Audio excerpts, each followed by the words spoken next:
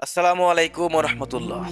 দর্শক, গত ভিডিওতে আমরা আলোচনা করেছিলাম হজরত সালমান ফার্সি রাদিয়াল্লাহু তাআলা কিভাবে ইসলাম ধর্ম গ্রহণ করলেন। তিনি কিন্তু পূর্বে ছিলেন খ্রিস্টান ধর্ম ত্যাগ করে ইসলাম ধর্ম গ্রহণ করেছেন। আজকের ভিডিওতে আপনারা জানতে পারবেন কিভাবে হজরত সালমান ফার্সি রাদিয়াল্লাহু তাআলা তার দাসত্বের শৃঙ্খল থেকে মুক্তি পেলেন। তাই এই বিষয়ে জানতে আপনারা ভিডিওটি না টেনে সম্পূর্ণ দেখতে থাকুন। হজরত সালমান ফার্সি রাদিয়াল্লাহু তাআলা যেহেতু দাসত্বের শৃঙ্খলে আবদ্ধ ছিলেন, সে কারণে তার পক্ষে স্বাধীনভাবে ইসলামের সব বক্তব্য সমাধান করা সম্ভব হচ্ছিল না। তাই তিনি বদর ও ওহুদের যুদ্ধে অংশগ্রহণ করতে পারেননি। রাসূলুল্লাহ সাল্লাল্লাহু আলাইহি ওয়াসাল্লাম তার অসহায়তা ও দুর্দশা অনুভব করতেন। তাই তিনি তাকে একদিন বললেন, তুমি তোমার মনিবের সঙ্গে কিতাবাত চুক্তি করে নাও। কিতাবাত চুক্তি হচ্ছে নির্ধারিত অর্থ পরিশোধের বিনিময়ে মুক্তি। হজরত সালমান ফার্সি রাদিয়াল্লাহু তাআলা নবীজির পরামর্শ মতে তার মনিবের কাছে মুক্তির অভিপ্রায় ব্যক্ত করলেন। তিনি ৩০০ খেজুর গাছ সংগ্রহ করে তা লাগিয়ে দিতে পারলে এবং ৪০ উকিয়া স্বর্ণ পরিশোধ করতে পারলে তিনি মুক্ত হয়ে যেতে পারবেন।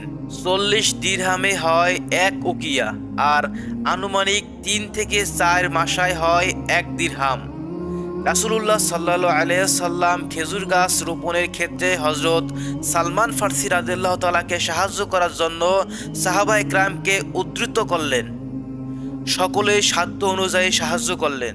রাসূলুল্লাহ সাল্লাল্লাহু আলাইহি সাল্লাম নিজেও সহযোগিতায় শরিক হলেন। এভাবে খেজুর গাছের ৩০০ চারা জমা হয়ে গেল। নবীজি সাল্লাল্লাহু আলাইহি সাল্লাম হযরত সালমান ফার্সি রাদিয়াল্লাহু তাআলাকে বললেন, তুমি নিজ হাতে একটি চারাও রোপণ করবে না। হযরত সালমান ফার্সি রাদিয়াল্লাহু তাআলা নবীজির আদেশ অনুযায়ী চারা রোপণ করা থেকে বিরত থাকলেন। তিনি শুধু চারা রোপণের ৩০০ গর্ত বানিয়ে দিলেন। রাসূলুল্লাহ সাল্লাল্লাহু আলাইহি সাল্লাম হযরত সালমান ফার্সি রাদিয়াল্লাহু তাআলা এর সাথে তার ইহুদি মালিকের বাগানে পৌঁছালেন এবং নিজের মোবারক হাতে ওই সকল চারা রোপণ করে দিলেন। নবীজির মোবারক হাতের বরকতে সে বছরই তাতে ফল ধরে। শুধু একটি চারা মরে গিয়েছিল, যা হযরত ওমর রাদিয়াল্লাহু তাআলা এর হাতে রোপিত হয়েছিল।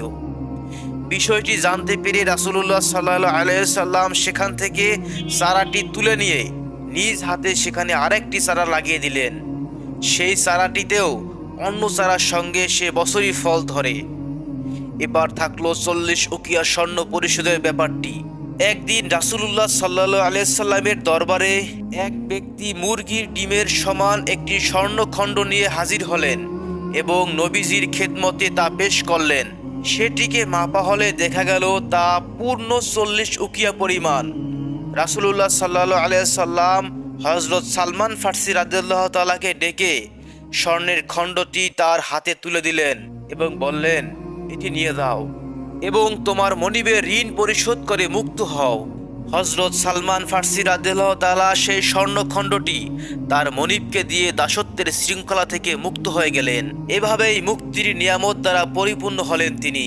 সত্যের সন্ধানে হযরত সালমান ফার্সির সেই ত্যাগদীপ্ত কাহিনী আজও পৃথিবীর অগণিত সত্য সন্ধানকারীকে অভিভূত ও উজ্জীবিত করে।